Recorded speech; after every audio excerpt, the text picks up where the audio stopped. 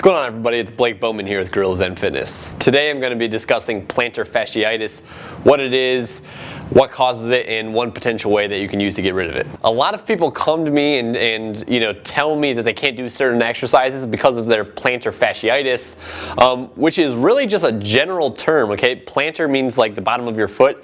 Fasciitis just means that the fascia, the connective tissue, is inflamed and painful. So plantar fasciitis literally means that it just means that the connective tissue in the bottom of your foot is inflamed and painful. And this obviously can be due to a lot of different factors. So there are a couple ways that the fascia in the foot can become tight and inflamed.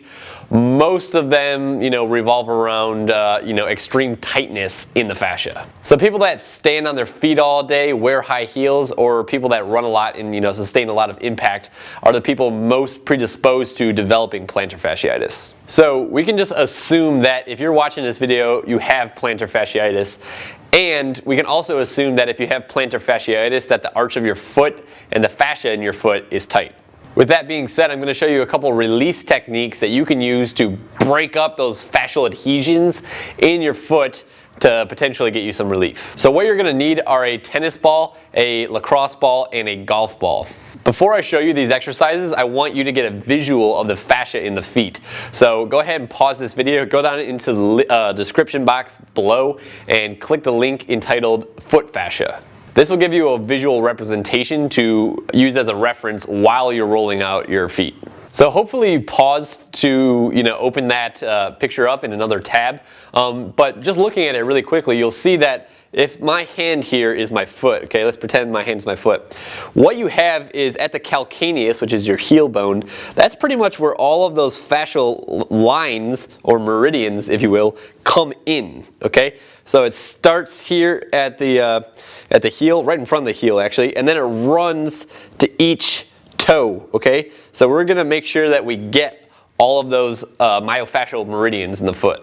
All right, so like I said earlier, this is what you're gonna need. This is the old tennis ball that my dog had in her mouth earlier today. So I apologize for how dingy this thing looks. But you're gonna need a tennis ball, a lacrosse ball, and a golf ball, okay?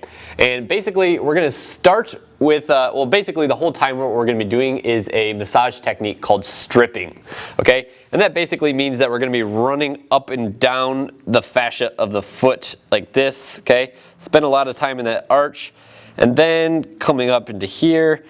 And remember, you want to get each of those toes. A lot of those fascial lines, fascial meridians, like I said, tie down into here. So you want to spend a lot of time right here. Okay, not exactly on the heel, but right in front of the heel. Okay, and the reason why you're going to need all of these tools is because if you search this video and you found it, which you did, unless you're subscribed to my channel and you're just watching it because it popped up in your feed, but chances are you search for this video because you have plantar fasciitis, and what that means is that your foot is going to be very, very tender, okay? So starting with something really hard like a lacrosse ball and then moving to something equally as hard and smaller like a golf ball is really going to hurt. So I'd advise you to start with a tennis ball because it's very, very squishy and it has some give, okay? But basically we're going to use the same technique with all three of these balls.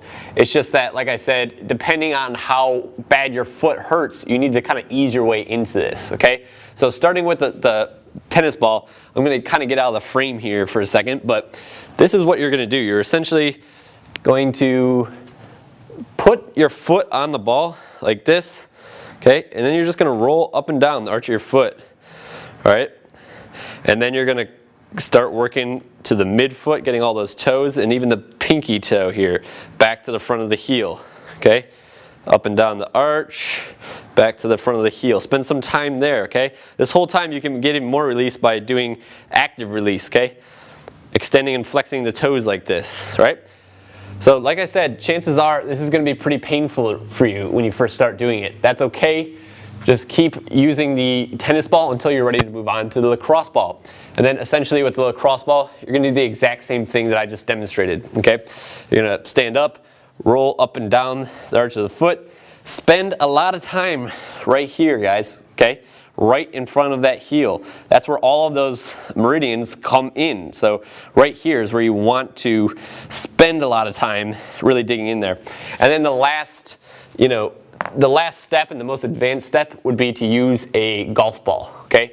This is smaller, has less surface area than both the tennis ball and the lacrosse ball do, and because of that, it'll give you more of a laser-like pressure. So it's a lot more intense when you're using a golf ball, but honestly, the release that you'll get with this is unrivaled. But like I said, start with that tennis ball and lacrosse ball, because this can be very, very intense when you first start doing it. But this really allows you to get each one of those myofascial meridians like in isolation, because it's so small. When you're using the lacrosse ball or tennis ball, you kind of have to like smash like 2 or 3 at a time.